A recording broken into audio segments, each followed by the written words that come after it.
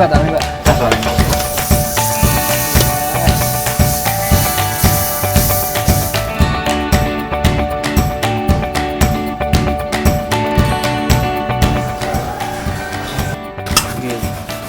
Jadi nggak apa-apa.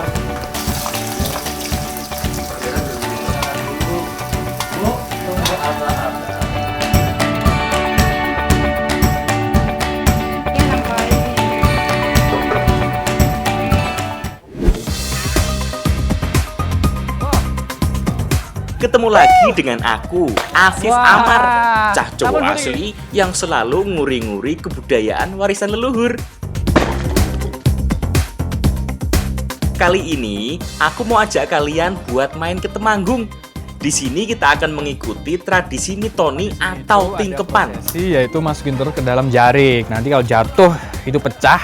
Berarti perempuan ya Bu ya? Salah satu tradisi yang dilakukan saat usia kandungan mencapai 7 bulan. Ada juga jajanan dari singkong yang manis legit, yang sering disebut sebagai sawut. Ini Mbak, enak Mbak. Dengan bumbu yang simple, tapi udah menjadi makanan yang super enak. Atau motong sen dan botok, tapi terbuat dari kalajengking. Ada juga. Jangan kaget yo.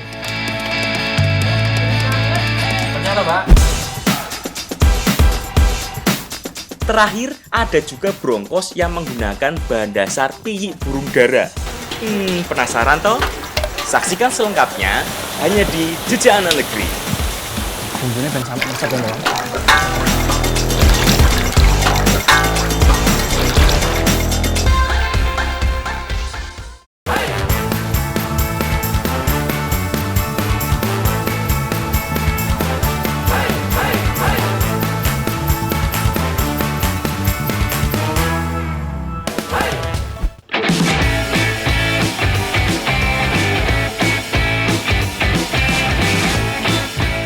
Lur, mampir ke desa Jetis yuk. Salah satu desa yang ada di kecamatan Selopampang, Temanggung. Aku dan Mbak Risa mau mengolah hewan yang memiliki sengat di bagian ekornya.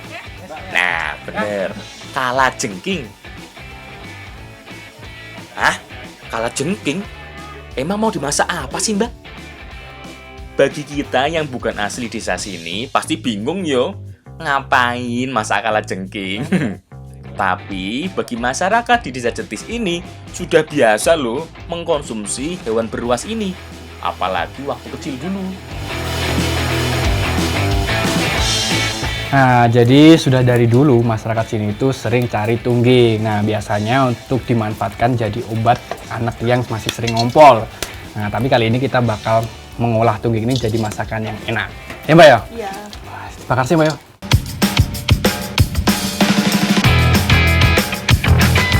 Jadi udah nggak aneh lagi ya.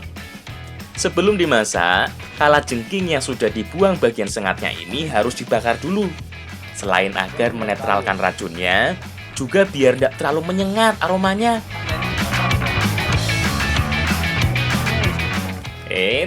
Jangan berani-beraninya langsung dimasak tanpa dibakar dulu. Bisa-bisa mendem.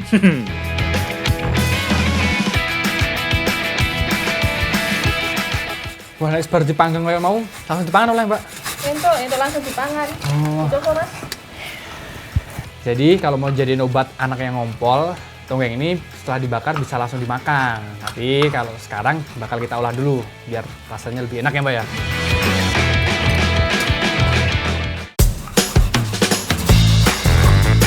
Ayo, kira-kira mau dimasak jadi apa? Bumbunya ada banyak nih. Selain bumbu dasar, ada juga sereh, salam, dan banyak rempah seperti kayu manis, jinten, kapulaga, dan lada. Ayo, mau jadi apa? Nah, bener, dimasak jadi tongseng. Tongseng adalah sejenis gulai dengan bumbu yang lebih tajam. Biasanya, bahan yang paling umum adalah daging kambing atau daging sapi. Tapi kali ini, daging itu akan digantikan dengan si tunggeng alias kalajengking iki. Oh iya, Selain bumbu-bumbu yang banyak banget dan menyerupai jamu itu, ada juga santan yo. Biar rasanya nanti jadi lebih gurih.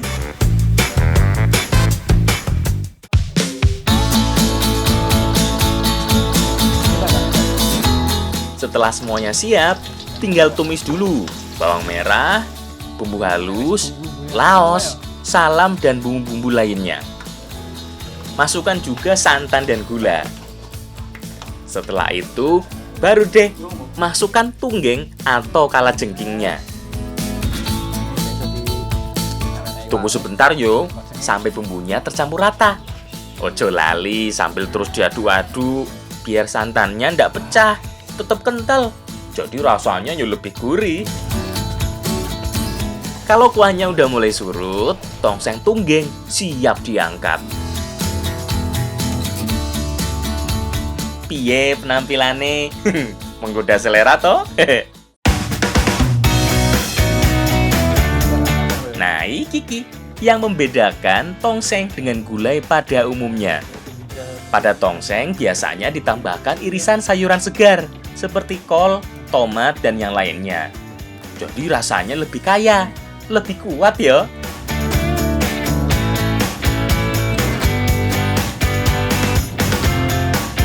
Rasa tungging ini hampir mirip dengan rempela ati ayam. Namun bedanya aroma dari tungging ini lebih terasa ya Mbak ya. Untuk kuahnya, bumbunya ini udah pas banget. Ada pedes sama gurihnya. Mbak, ini Mbak, gandemnya pol ya Mbak ya? Enak banget. Pol Mbak, Tunggeng atau kalajengking sering dijadikan obat untuk anak yang masih ngompol. Walaupun belum ada penelitian langsung yo, apa hubungan kalajengking dan ngompolnya anak kecil. Tapi namanya juga kepercayaan yo. Nyatanya juga berhasil dan sudah dilakukan turun-temurun. Ya kalau kata peribahasa sih, lain ladang, lain ilalang. Setiap daerah punya kearifan lokal yang perlu dilestarikan.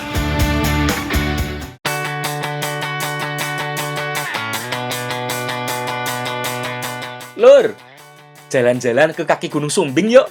Tepatnya di sebelah atas Embung Walitis yang ada di Desa Jedis, Selo Pampang. Eits, bukan untuk jalan-jalan, ding. Aku sama Mas Jeffrey mau cari tunggeng alias kalajengking.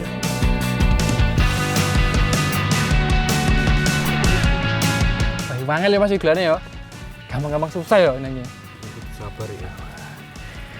Sekarang lagi cari kalajengking. Ya, ternyata di sini tuh masih banyak sekali ditemukan kalajengking, terutama di lereng Sumbing ya Mas ya. Iya. Ini di desa mana Mas? Nah, gitu sekali Mas. Di desa Kalimas. Nah, ini cara mencarinya tuh seperti ini nih.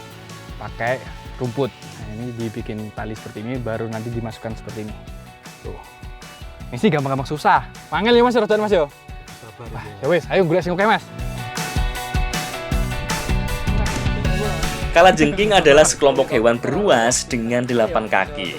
Makanya masih sekerabat dengan ketonggeng, laba-laba, dan tungau yo. Kalajengking ini macamnya ada banyak banget loh. Ada 2000 jenis lebih. Biasanya kalajengking sembunyi di lubang-lubang tanah di sekitar persawahan atau di sela-sela tumpukan batu seperti ini. Nah, dengan membuat simpul lasso dari rumput ini, capit kalajengking akan langsung terikat. Jadi lebih mudah untuk kita tangkap. Oh iyo, hati-hati yo. Selain emang karena tampilannya sangar, sengat pada ekor kalajengking yang posisinya menukik kalau sedang terancam ini bukan cuma hiasan yo, tapi benar-benar mengandung bisa atau racun.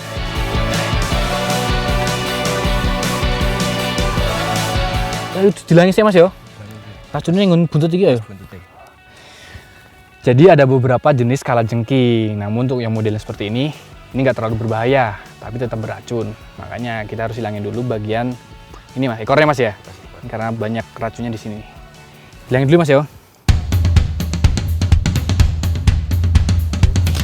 Kalian harus waspada kalau sampai melihat kalajengking yang berwarna hijau, karena bahaya buat manusia. Kalau yang modelnya begini sih sebenarnya relatif aman. Jenis racunnya hanya berbahaya bagi serangga lain yang jadi mangsanya. Kalau pada manusia, biasanya hanya mengakibatkan rasa sakit dan pembengkakan yang bersifat lokal. Tapi, tetap harus hati-hati. Lumayan Mas.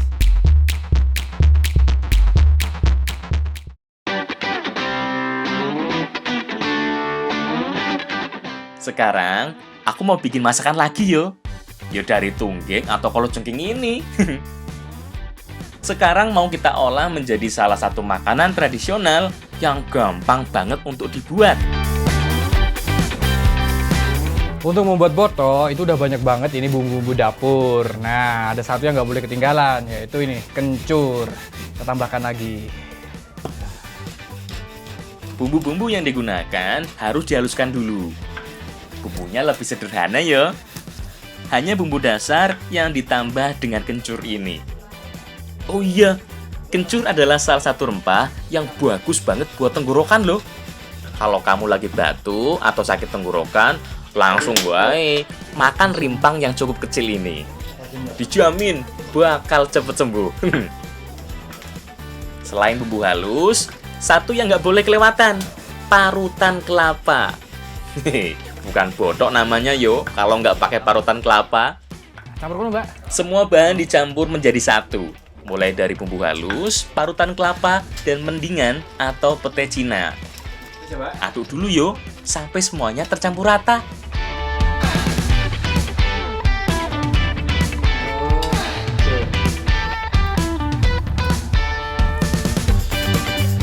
Jadi kalau zaman dulu itu, bodo itu terbuat dari ampas kelapa yang udah diperas santannya. Tapi kalau sekarang, ini pakai parutan kelapa yang masih ada santannya. Makanya rasanya itu bakal lebih gurih dan lebih manis ya Mbak ya. Betul sih Mbak Yogi Mbak. Kalau sudah, tinggal bungkus dengan daun pisang. Dan di tengah-tengahnya, tambahkan dengan kalojengking.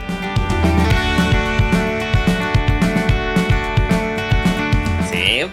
Setelah itu, tinggal dikukus sampai matang.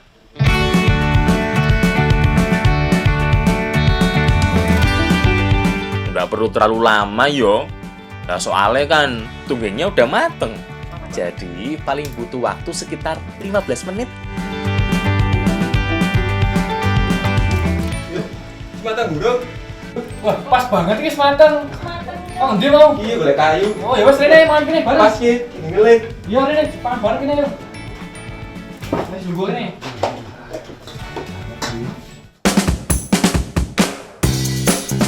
Nah, wis mateng iki. Duh, penasaran aku. Pengen nyobain kayak apa rasanya tunggeng kalau dibuat botok begini. Yuk, Mbak Risa dan Mas Jeffrey, monggo didahar.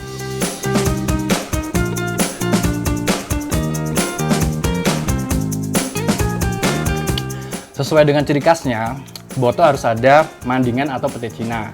Makanya rasanya ini lebih kuat banget ya Mbak ya, pete Cinanya. Nah ini tambah ada parutan kelapa, ini yang bikin tambah gurih. Dah, kita ini Mas, wih bune. Ayo Mbak, nang Mbak. Syarat wajib boto emang iki ya, parutan kelapa dan pete Cina. Dua hal ini ndak boleh kelewat. Lah soal bahannya mau apa, bebas. Mau pakai tahu, tempe, teri, udang, sampai tawon atau kalajengking begini juga bisa banget.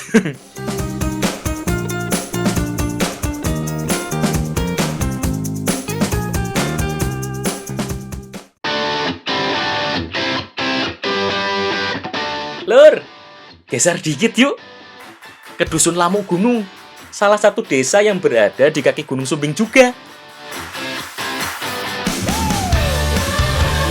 Sekarang, aku bersama Mbak Nisa dan Bu Sri mau masak salah satu menu andalan masyarakat di Lamu kalau ada hajat besar. Yoiki, brongkos pigi.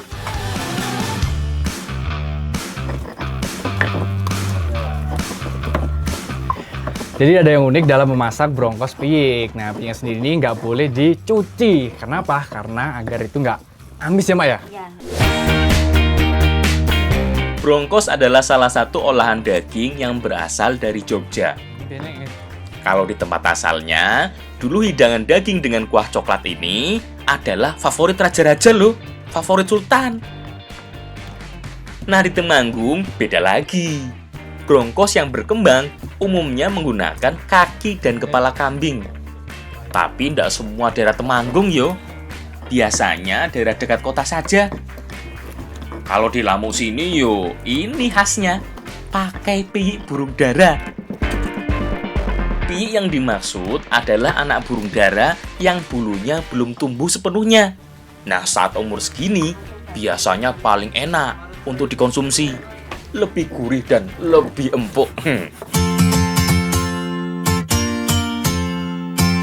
Oh iya, kalau mau masak brongkos butuh bumbu yang lumayan banyak juga. Hampir sama seperti masak gulai atau tongseng, bahkan lebih banyak. Dan yang tidak boleh kelewat, yo iki, kluwek. Salah satu bumbu yang dominan di masakan ini, baik dari segi warna maupun rasa. Kluwek ini salah satu bumbu masakan yang paling sering dijumpai di masakan rawon. Warnanya yang hitam, memiliki rasa dan aroma yang khas. Kluwek yang digunakan sebagai bumbu ini sudah mengalami proses fermentasi yang cukup panjang yo. Karena pada saat masih seger, kluwek memiliki kandungan asam sianida yang cukup besar.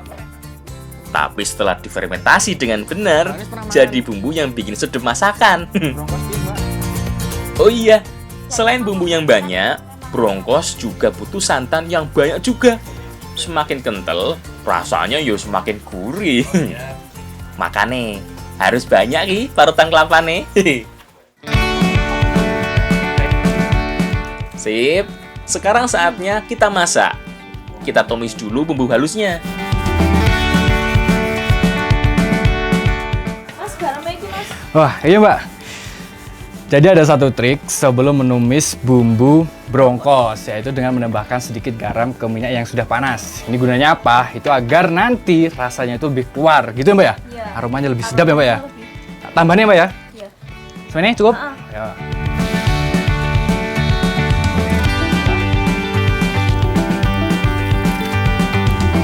Tumis semua bumbunya yo. Bumbu hitam halus, ditambahkan serai, salam, dan yang lainnya. Tunggu dulu sampai bumbunya matang, sampai aroma harumnya menyebar. Tambah sedikit air, biar tidak gosong. Oke. Setelah itu, masukkan daging piyik doro yang sudah dipotong tadi.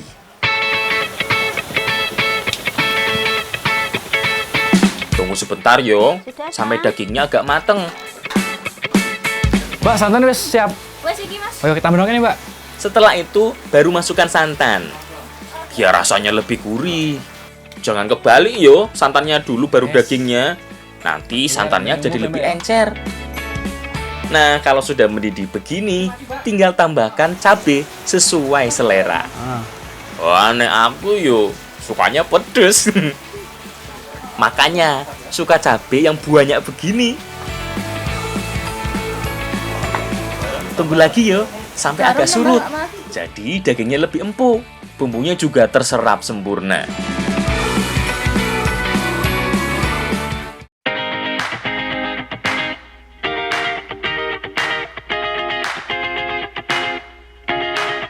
Nah, iki brongkos piyik sudah siap diicip. Ambune wae wis bikin perutku nggak karuan yo. Gimana rasanya nanti? Pada umumnya, di Temanggung itu identik dengan brongkos kepala kambing. Namun, kalau masyarakat di Lamu Gunung ini juga biasa menggunakan piyik untuk dibrongkos. Ini rasanya itu lebih gurih dan dagingnya itu lebih empuk ya, Mak ya? Iya. Mak, minta ini, Mak. Ya, siap, siap. Mbak Nisa. Mbak. Bukan tanpa alasan yo. Hal itu semata karena kondisi alam. Di daerah sini kan lebih mudah tuh burung dara. Jadi lebih mudah mencari piyik dara dibanding nyari kaki dan kepala kambing. Nah, udah lebih gampang dicari, lebih enak lagi. Nggak ada aroma perengus seperti pada daging kambing. Tak malu-malu. Guandem mepol.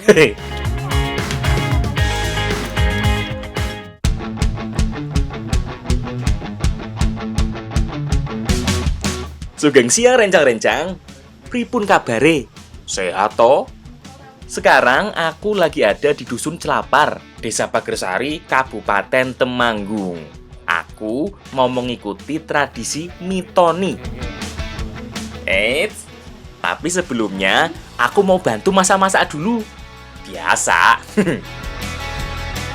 Wah, ini depan saya ini udah ada bumbu-bumbu dapur. Ini kita lagi persiapan masak untuk acara mitoni.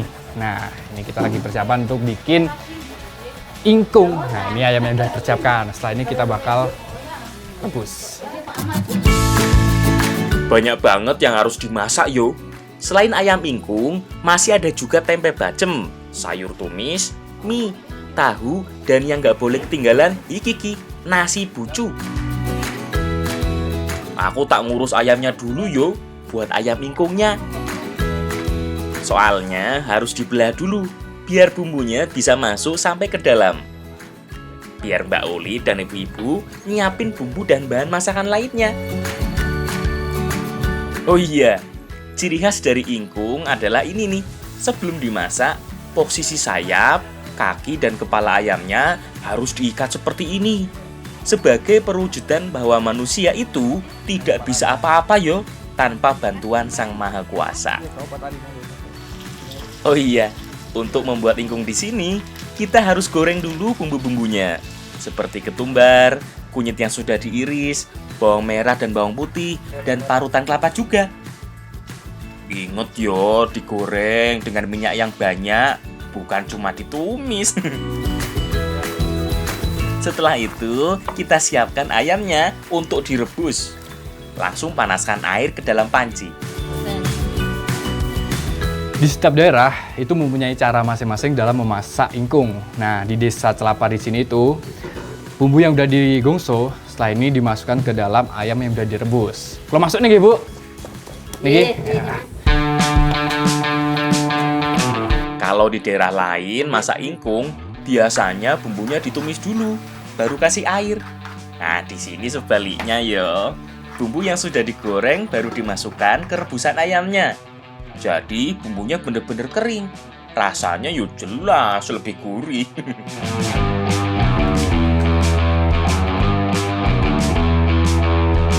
Walaupun tradisi mitoni yang akan kita ikuti ini skala kecil atau untuk keluarga saja, tapi makanan yang dibutuhkan yuk tetap banyak. Harus lengkap. Acara mitoni atau yang beberapa tempat lain sering disebut dengan tingkepan ini dimulai dengan mempersiapkan beberapa sesaji. Biasanya dilakukan oleh sang dukun bayi yang akan membantu proses persalinannya nanti.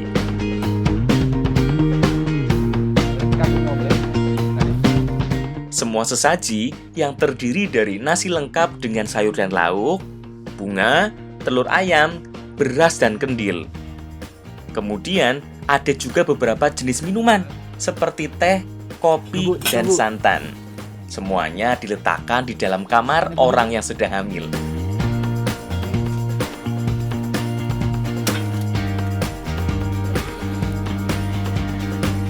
Jadi biasanya di acara piton-piton itu ada sesaji yang ditaruh di dalam kamar yang dipitonin ya, Bu ya? Iya. Nah, itu diantaranya ada bunga, terus ada telur juga. Setelah itu kita ke acara selanjutnya ya, Bu? Iya. Oke, monggo, Bu.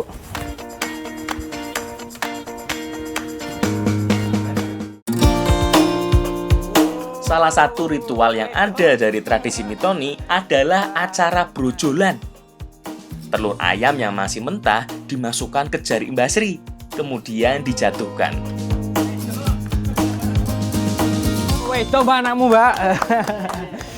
Jadi kalau tradisi tingkepan di sini itu ada prosesi, yaitu masukin telur ke dalam jarik. Nanti kalau jatuh itu pecah, berarti perempuan ya, Bu ya. Tapi kalau nggak pecah itu laki-laki. Nah, ini pecah berarti perempuan ya, Bu ya. Nah, nggak, Bu, lanjutin mulai. Zaman dulu udah ada USG dengan cara yang sederhana yo. Nggak perlu bayar ratusan ribu untuk tahu jenis kelamin si jabang bayi. Lawong modal telur ayam aja udah ketahuan kok. Terakhir adalah siraman. Nah, Mas Angga dan Mbak Sri sebagai calon orang tua sang jabang bayi harus dimandikan dulu, disucikan secara lahir dan batin. Biasanya, siraman dilakukan oleh orang tua yang jadi panutan. Bisa kedua orang tua, mertua, atau dukun bayi yang membantu proses persalinannya nanti.